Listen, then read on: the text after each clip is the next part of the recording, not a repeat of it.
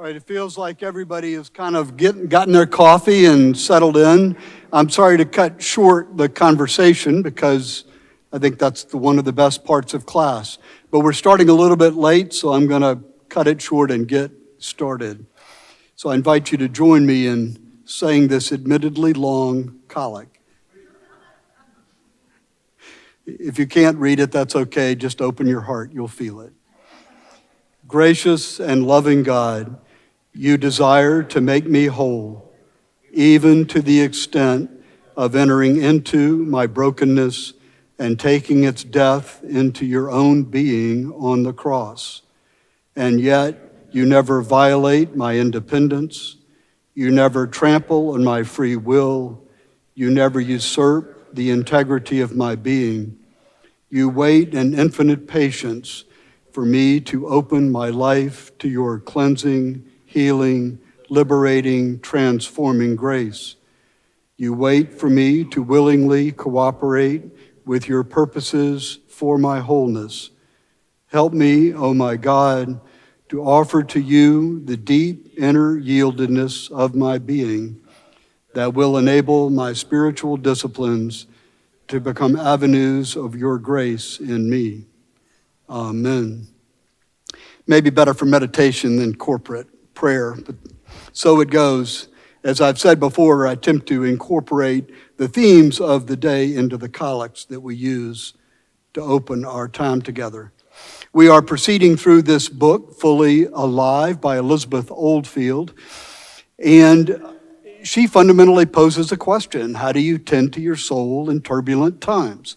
I don't need to spend any additional effort on why these are turbulent times, but I do think it's an opportunity for us to be tending to our souls, for us to tend to our inner life when our outer lives seem under so much chaotic influence.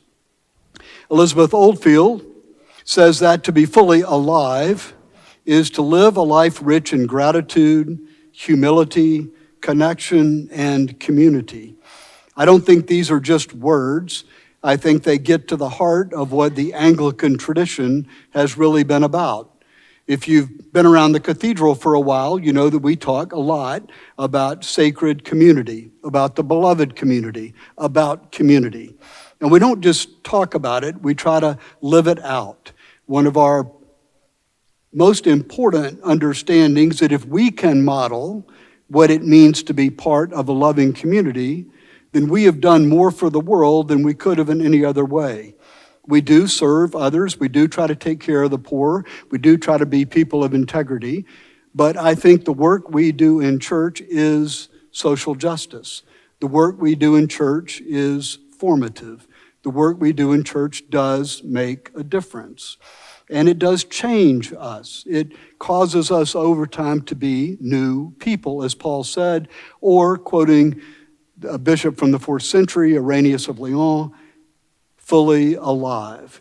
And it is in that spirit that I've chosen this book, and it is in that spirit that Elizabeth Oldfield is going through the 7 deadly sins as we've come to know them. Now, she defines sin a little bit differently than maybe you learned it in church school growing up, or even just listening to people talk, because here, sin is not a moral failure, just. Sin is just not something you've done wrong that you're going to be punished for. Sin is instead everything that is working against connection. Everything that is working against connection. This is a key understanding, of course, because once you define sin, then your understanding of salvation flows from it. Once you define sin, then your understanding of forgiveness flows from it.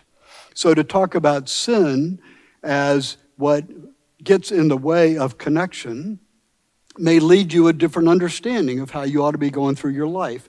My father famously said, to the extent that it has had a profound impact on me, and you've heard me say it 100 times.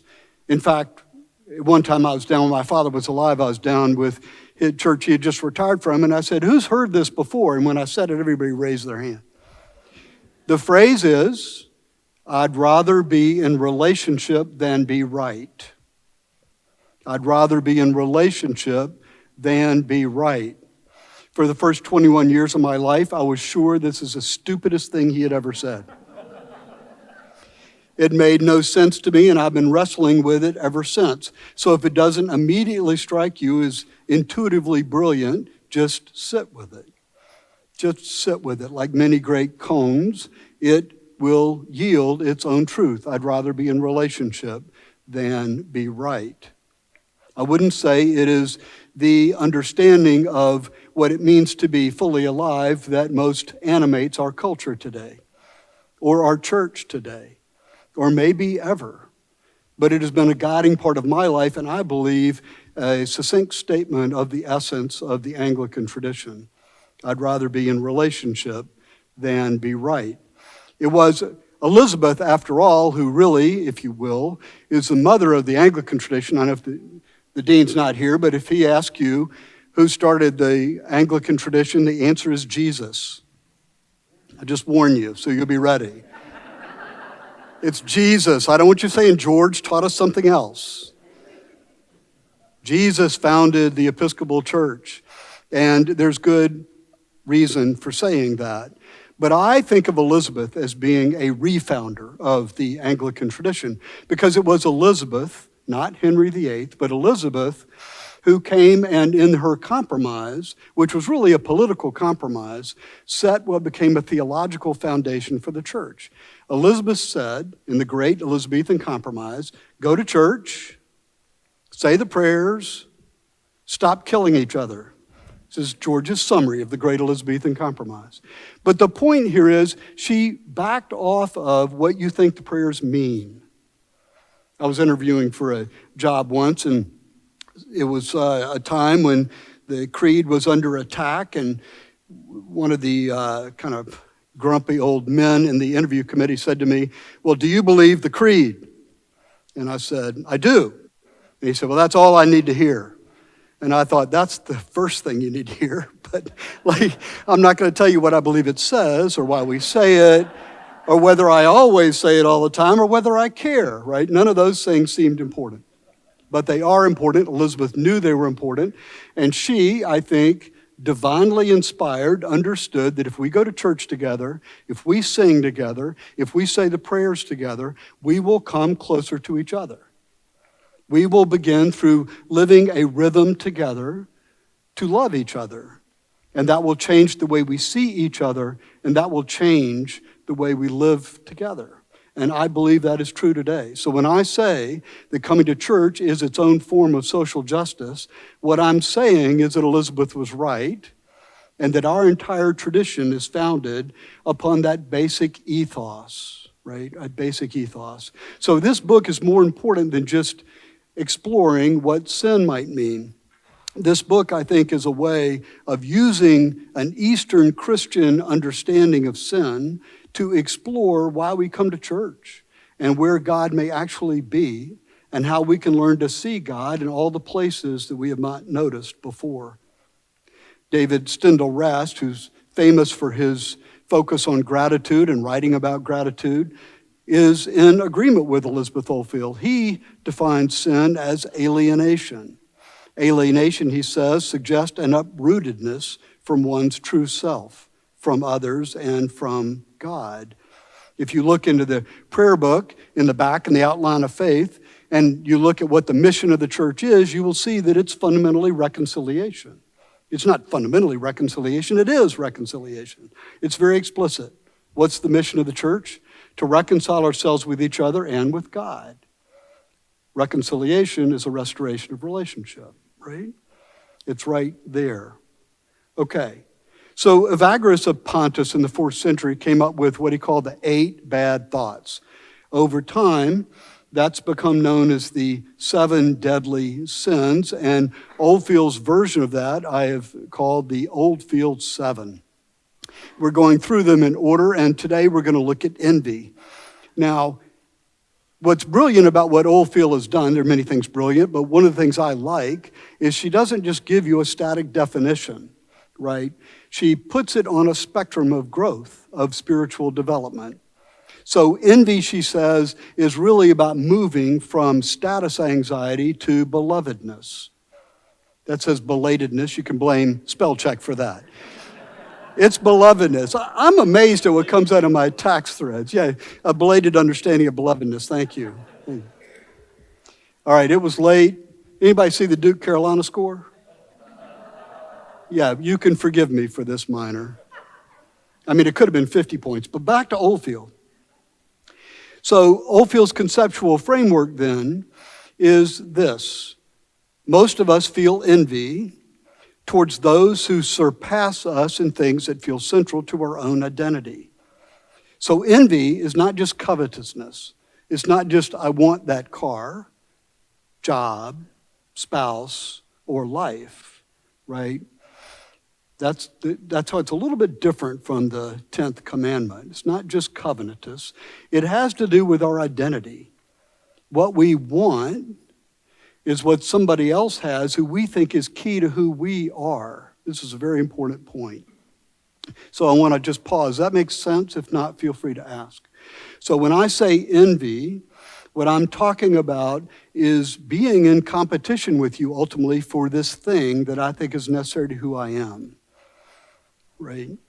So if you see yourself as athletic, you may not be envy of the computer science major, but you might be envious of the captain of the volleyball team. See what I'm saying? It has to do with your perception of yourself, not just what may be good elsewhere. Envy, Oldfield says, is a clue to who we wish we were. A clue to who we wish we were, indicating dissatisfaction with who we actually are. If we thought we were good enough, we wouldn't be envious. That's what she's saying. If you thought you were good enough, you wouldn't be envious. So I'm sure you didn't do this, but when I was younger, a lot younger, and I could look at somebody and I'd just start ticking off identity characteristics until I got to one that I thought I was better than, right? So they may have better grades, but I was a better athlete. They may have had better grades and a better athlete, but I had a better prom date. See what I'm saying? I'm sure you were free of all this, but you see what's happening when that works. What's happening is you just go to something where you think you are superior, and somehow that outweighs the 83 things that you're inferior in doing. It has to do with your identity, but it really gets to what you're not happy about with yourself, where you think you are less than or unworthy or not up to snuff. Where you feel envy, for example, if you learn to recognize it in yourself, it's a great spiritual guide, isn't it? Because if you can understand what envy is and the way you feel it in your stomach or maybe your shoulders, or I don't know how you feel that tension in your body, but if you can learn to identify that and not ignore it because you're too good to be envious, that's the first challenge, of course. But if you can acknowledge that you are envious, that has a lot to tell you about who you are and who you want to be. And of course, the great promise of our faith is that you don't need to worry about that. You're fine. We'll get to that later in the class. But first, I just want to point out that part of our spiritual growth is knowing how we truly feel, not pretending that we don't feel any of the negative emotions or that we don't have any of the sense of unworthiness. The more we deny those things, what Jung called the shadow self, the harder it is to integrate who we are and to become whole, or in religious terms, draw closer to God. Drawing closer to God begins in self-knowledge. Drawing closer to God begins with telling the truth. We say that spiritual development is a process for being formed in the image of Christ for the sake of others. The process takes time of being formed. We're not doing it ourselves. Grace is doing it, working in us, in the image of Christ, Christ-likeness, for the sake of others. Yeah. Just speak up so we can.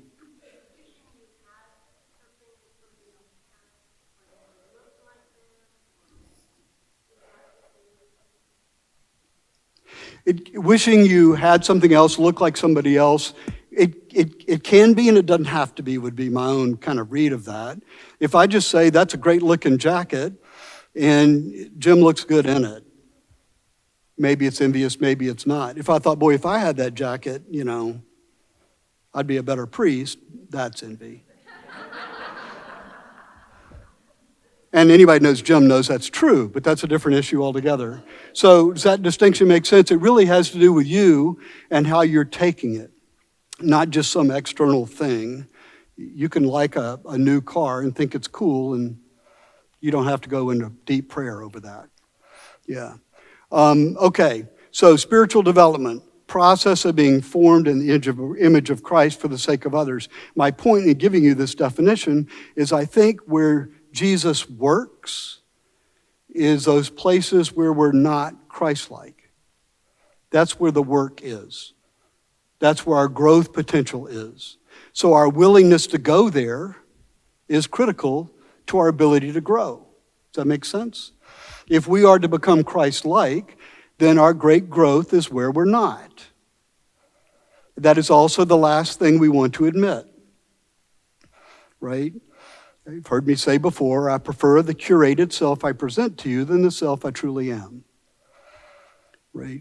But if I really want to be fully loved for who I really am, I'm going to have to, at some point, let you know who that is.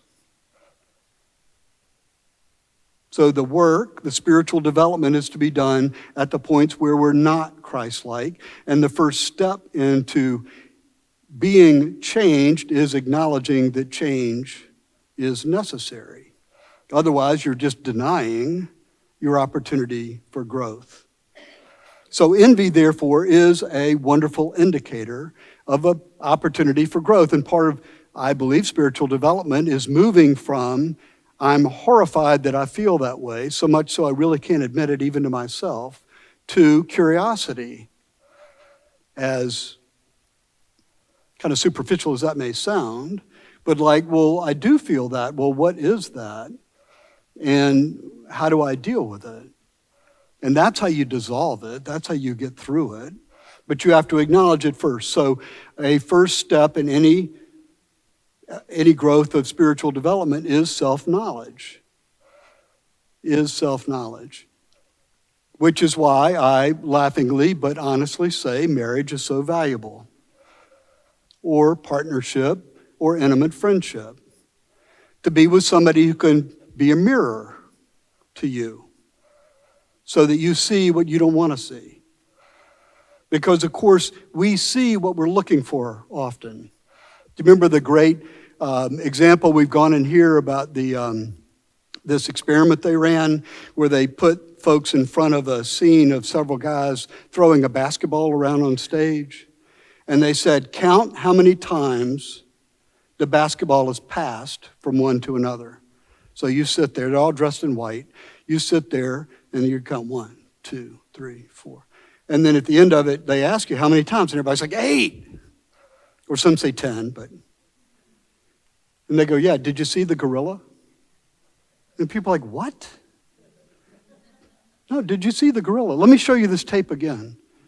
And there's a guy in a gorilla costume who walks through the middle of this scene, stops in the middle, does this, and walks out. You never saw him.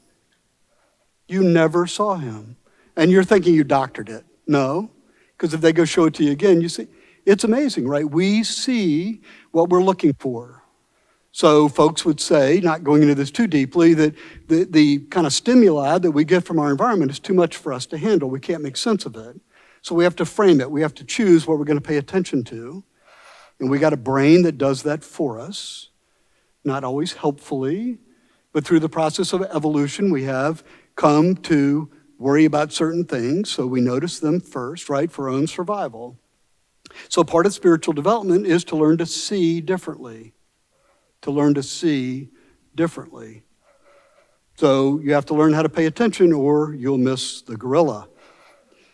Oldfield says the painful status anxiety is therefore only possible because for almost all of us, our sense of self is anchored in external, unstable comparisons. Translated, this is all great to say you're worthy and to say envy is tied to your identity, but the challenge is we have this tendency, if not propensity, to take our identity from other people. What do they think is good? Not what do I think is good? And as long as that's happening, you will always lose. And yet, Oldfield says, we are made to do that. So this idea that you can be anything you want to be, just be your true self or be authentic, those are good things as far as they go. But if your authenticity is envy, that's not going to be helpful, is it? So we are wired from birth. You know, this whole idea that the first thing a young child is looking for is the love of a mother or a parent or someone else, literally looking for a return gaze. So that children that don't get that can sometimes suffer or die, failure to thrive because they're not touched, because they're not loved, because they don't sense security and loving life. Right? So we are made to do this. It's not just something that happened in high school because our parents didn't tell us about it. We are made to look outward for guidance as to who we are and what is good. So what we're saying in spiritual development is look to God, an outward other, not to other people. Or as Paul would say, look to the Spirit, not the flesh, or not the world. We are going to look outward for our guidance. So the more we can concentrate on God as the source of that guidance, the closer we will draw to God. And Thomas Merton would say, our true self, right? Our greater self. The more we rely on other people or culture or whatever to tell us what is good, the more we will constantly feel unworthy and not be our true selves because we're trying desperately to be something else. So, as great as Barbie was in busting certain gender stereotypes, the fundamental message of the movie that you can be whoever you want to be, just decide who it is, I think is wrong. Right? I think it's wrong. It's helpful in getting away from these negative, pejorative stereotypes that can define you, diminish you. But ultimately, the real you has to come from God, not just the opposite of what is bad. Does that make sense? We often tend to look at something, say, well, that's abusive, that's bad. I'm going to be the opposite of it. It's still controlling you, isn't it? We do this with our parents. You know, I'm doing things exactly the way my parents did, except those I'm doing exactly the opposite, right? Until you grow up and become your own person, everything is in reaction to these models that you've been given. This is why Christian anthropology, Christian understandings of human nature lead us into learning through apprenticeship or discipleship. Not going off as we're now in the 20th and 21st centuries, maybe 19, 20, 21st likely to do, and believing that if I can get the cosmology right, if I can get the abstract principles right, if I only believe the right things, I'm good. But it really doesn't work like that.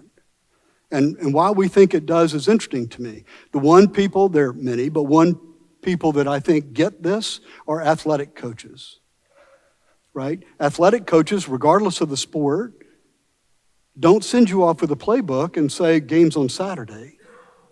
What do? You practice it. You do it together. You get it in your body. Some of that's because those principles are only guidelines. When you get in the actual game, you're going to have to improvise and do something different, which is, by the way, exactly what North Carolina cannot do right now, but that's a different class. But life is the same way. Just like your question, is it these things? Maybe, maybe not. You got to understand those things more deeply in order to act it out in context. And that's clearly true of relationships. Clearly true of relationships. The context in which you view a particular behavior is totally determinative of whether that behavior is healthy or unhealthy, good or an obstacle, right? So we learn through apprenticeship. I don't remember what my parents told me to do in a particular situation. I literally do not. What I do, I can see what they would do in that situation. Not because I saw them do it, I can just imagine if they were confronted with this particular situation, what would they do? Does that make sense? What would they do? Not because there's some principle when confronted by somebody under 6 feet, let them have it, but because you've seen them for who they are and how they are in the world, or mentors, teachers. You can see who they are and how they are in the world, and you have a tendency to mimic. We actually have something called mirror neurons. Mimicking is part of our neurobiology. It's not just a bad personality trait. You tend to mimic those things that lead to more life. Again, community is important, where we sit around together and find our mentors.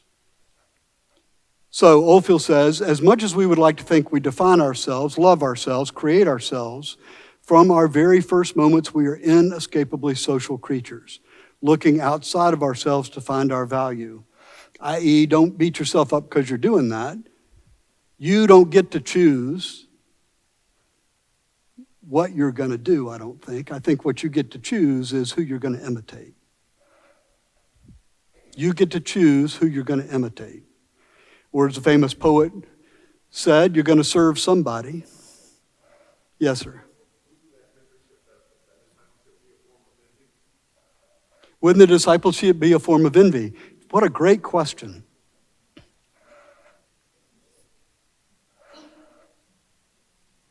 So there's a guy named René Girard. Don't know René Girard, French thinker. And what he says is yes. And so the key is the distance, the emotional distance between you and your mentor has to be so great, you recognize them as superior, so you can't really envy them. But as long as the emotional distance is closer, you wind up in something called emotional contagion, and that becomes inherent violence. And he calls that theory the scapegoat theory, right? So, excellent question, and yes, that's always a challenge. The question is, if I'm saying you got to pick somebody to imitate, and he's saying, well, if you do that, aren't you going to wind up envying them? And I'm saying, yes, you are, probably. So that you'll have to get through that stage, right? And you get through that stage, I'm claiming by choosing God, who is so emotionally distant while still being intimately present, closer to us than we are to ourselves, Augustine says, that you can't really envy God because you have a sense that you're not. But you can imitate God as you grow closer to God. And that's the core of spiritual development. Great question, Lance.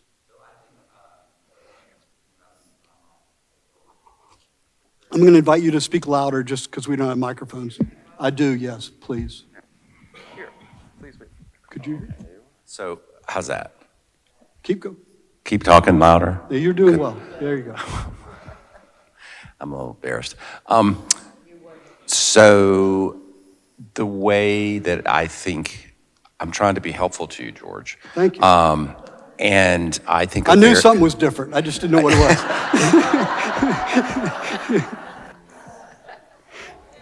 I envy you.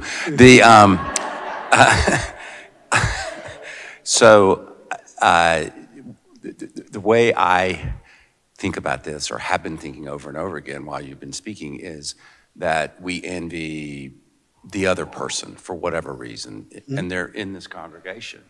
They're a better golfer, or they have a great demeanor, or whatever their characteristic might be. But we all go down and kneel and confess all of our sins. And so that helps me because I say, well, I'm a sinner, but the person I envy is as well. So they must have goblins or concerns or feelings of, and I don't know what those are, they don't matter, but somehow that brings a kinship to them, if that makes sense. Yeah, it does. It does. That's why which the is- community is so important, because you don't see if you're not in that community or something like it, you see somebody and you have no frame of reference whatsoever, if that makes any sense. Yeah, no, I think that's well said. Which is why I think, real community, the very kind I'm describing the church striving to become, requires vulnerability. No vulnerability, no intimacy, no intimacy, no real community. Make sense? And so we are as we learn to live together, in part through the practices of confession and absolution and awareness that we're all broken, right? We are learning how to be more envious and more vulnerable with each other, which is why small groups are so important. What happens in a small group that meets over time, where your focus is not just examining how many times Paul said this particular Greek term, but using that as a springboard to share your lives with each other. The more we do that, the more we realize, yeah, we've all got all these challenges. And you're freed of some of them, right? When you find the courage, and I do think it takes courage to acknowledge something about yourself you don't like or maybe ashamed of, maybe horrified by at one point, to somebody who still loves you when it's all over, that's kind of forgiveness. That's God's forgiveness from it. You are still worthy, and we can do that for each other by serving. The ancient kind of contemplative symbol is that of a mirror. One way of loving another person is to be the mirror for that other person, reflecting who they are, but continually loving them. Which is why, again, back in the context of a marriage or a friendship, what strikes me as a mark of God's presence is when you can hear the critique, and it can be pejorative. They can be upset, they can be mad, they can be angry of your friend, partner, spouse, and somehow know that your relationship is not under threat. You with me? You can hear your relationship is strong enough and deep enough and committed enough that it can contain the anger, the disappointment, the frustration, the upset. Because one of the ways you really grow in a relationship is to have your expectations frustrated. Well, this is not what I thought it was going to be. And have nowhere to go. Have your expectations frustrated. Now, I'm not saying you got to tolerate abuse. There are limits to this. I am saying that what many of us have experienced in the context of those relationships is a sense of this is not what I wanted, not what I expected, not what I had hoped for. I got nowhere to go, and the next step is all important. Because you were going to be different, and so are they. And that is how God and the grace of God acts in the context of relationships. All right. Did somebody have another question before I go charging past? Does that make sense, though? It's not. Yeah, okay. So one of my favorite philosophers, Charles Taylor, says you can kind of see this in your own life. You can this is about status anxiety, just our conscious awareness of where we fit in the world, right? If you look at how people walk or how they look at each other, how they talk, you get a sense of how they think what status they think they have in the group they're interacting with. And our commitment at church, of course, is to try to be as equal as possible. So given the time, I want to say that first give you this great quote from William James. He says, "There's no more fiendish punishment that you could devise than that one should be turned loose in society and remain absolutely unnoticed by all members thereof." Right? So if you don't buy this notion that we're drawing from those around us, think about William James's observation, right? And then think about Vivek Murthy's, our Surgeon General, past Surgeon General's identification of loneliness as a disease, as an illness. And how we think about what's happening in society now as we're isolated from each other, right? We need the love of others. All right. Now, Oldfield says, maybe I don't struggle so much with this because I'm trying to do things in my life that are quite unusual. Quite unusual. One way to combat envy is with radical particularity. What I mean is, the more clear you are in who you are and what your purpose in life is and what you're trying to do, the less envy becomes a challenge for you. Does that make sense? I no longer envy the size of the transactions my law partners are doing. I did once. I didn't mature my way out of it. I chose another path where my purpose is different, and that doesn't define me anymore. So I don't care so much. So one spiritual practice is to keep getting a deeper sense of who you are, and the more you recognize your own particularity, which is the way God shows through you in ways that are unique to you, the less envy is a challenge. Because your identity is not like that of anybody else, and therefore what they have may be nice. You may be able to admire the coat or the car or the house without feeling like you need it, because it's not what you are doing. So I make this comment about the size of transactions of my law partners. This didn't happen just because I left the firm. Like, I'm embarrassed to tell you how many years it was when I read the annual reports of the law firm and said, well, I'd have been doing that deal, right? You have to kind of get comfortable that you're a different person doing a different thing. Then you can become envious of the spiritual depth of your peers, right? Instead of the size of the transactions, and worry about that. All right, well, Oldfield identifies three things that she says help with dealing with envy, moving you from status anxiety to belovedness.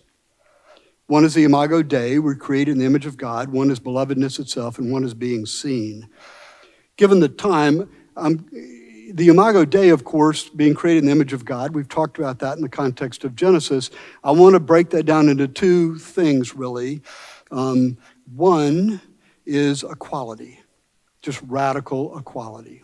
Everyone is created in the image of God. Everyone deserves the dignity of being treated as a human, and this is not inevitable, right?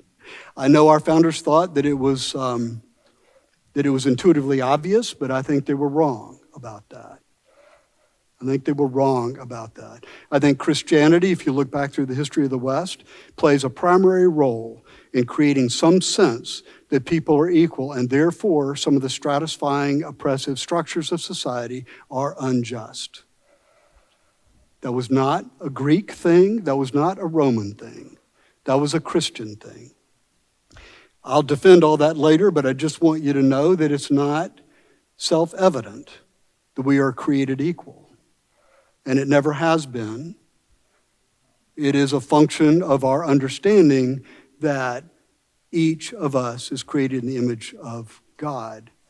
And I would also say that dignity is separate from equality. I'm not quite sure about this, but I think I'm right. So when we say in that, in our baptismal covenant, that we strive to respect the dignity of every human being, that doesn't mean treat everybody the same. I think if you break it down, strive means try hard, develop, dedicate effort to. Respect, in its Latin etymology, means look again. It's not just a status I accord you, it's an action that I agree to take. Look again. To see the dignity of every human being, which George translates as get to know a person well enough to know why they are worth knowing. See the difference between that and equality? Everyone is beloved. That's our faith. So if you don't see that in a person, you need to get to know them better. Now, I'm not saying all behavior is okay if you just understood how much they suffered as a child or the context in which they made decisions. That's not what I'm saying. What I'm saying is that everybody is deserving of that dignity. And until you can give it to them, you need to keep looking. You need to keep trying. You need to expand your capacity to see them. Helen Prégine says essentially the same thing. This is a Roman Catholic nun who worked on death row in some of the worst prisons in this country, with some of the most violent people you can imagine. She didn't say it's okay they did what they did. She said underneath all of that horrible behavior, tortured existence, there is an Imago Dei. There is the presence of God. Now, most of us, I think, if you're really honest with yourself, can't quite get there. And that's fine. And if you think you can, I'll just keep bringing forth creatures from history until you have to give up. Usually I don't have to go beyond Hitler, but this is a challenge. But it is what we are called to do, and that's what we're saying every single time we say the baptismal covenant. So it's not an end state, it's an action. It's not a noun, it's a verb. Make sense? It's love, really. So what we're committing to do when we come to church and when we say the baptismal covenant is we're committing to try to love other people without any expectation we're going to do that perfectly. But somehow we've got to know that we're just not going to stop trying. Even if it's in the depths of our abstract reasoning mind, we've got to know that they are worth some redemption. And in fact, not beyond redemption, which I think is another critical Christian concept. We believe that no one is beyond the redemptive power of God. Nobody, doesn't matter what they've done. If that sits easily with you, then I'm not making my point well enough. Because I think for most of us, this triggers, at some level, you're like, yeah, that's all good. But when you start to apply it, it's not hard to get to the point that you say, well, except that person. He didn't mean that person. Yeah, I did mean that person. I can't do it, but it seems clear to me that's what we're called to do as faithful disciples, apprentices of Christ. All right, so what belovedness obviously tracks onto that, the idea that you're beloved, but so are they. How does that structure your relationship differently? How can you see that? And then being seen, we've studied David Brooks's book, How to Know a Person. I feel like maybe we ought to do that like every Lent or every Advent. Every time I go back to that book, I see things I didn't see before. And Julia's doing it now in class, but if you've read it, I encourage you to stick it on your shelf and mark it to read it again, because even its instructions on how to have a conversation are fascinating. And I watch myself repeatedly, the farther I get from having read the book, doing something, and they go, oh, did David Brooks say something about that?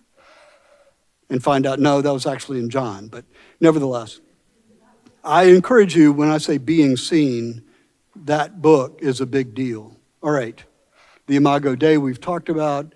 And I want to kind of leave you with two things. One is this quote from Henry Nouwen, who I like very much. Henry Nouwen, by the way, everybody know who Henry Nouwen is, the Dutch philosopher? He was Sam, our dean's spiritual director in seminary, which I find, I'm envious of that. Henry Nouwen says, I keep running around in large or small circles. I kept running around it in large or small circles, always looking for someone or something else to convince me of my belovedness. Self-rejection is the greatest enemy of the spiritual life because it contradicts the sacred voice that calls us the beloved. Being the beloved expresses the core truth of our existence. And then I want to leave you with this. Well, I got to also show you this poem, which I think is really just wonderful. So she says, Ada Lyman says, suppose it is easy to slip into another's green skin, bury yourself in leaves, and wait for a breaking open, a breaking out. I have before been tricked into believing I could be both an eye and the world. The great eye of the world is both gaze and gloss, to be swallowed by being seen, a dream, to be made whole by being not a witness, but witnessed. Love that last line, to be made whole by being not a witness, but witnessed. We are made whole by being loved. Our parents, our friends, our spouses, our companions in community do that for us by being a mirror. But God is the true lover, the giver of love, and our drawing closer to God enables us to experience the truth that we are always being seen. Roy Williams has another great quote, but we don't have time for that.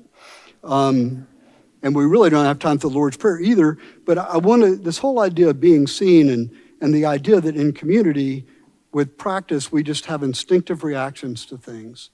And I often give you these grand examples, so I'll give you a more pedestrian one to close. Who went to 845? Right? When the scout read the prayers of the people and referred to the Anglican communion as the Anglican communion, what was you don't have to say anything, but what was your reaction? We kind of chuckled. Kind of funny. I thought that was, yeah.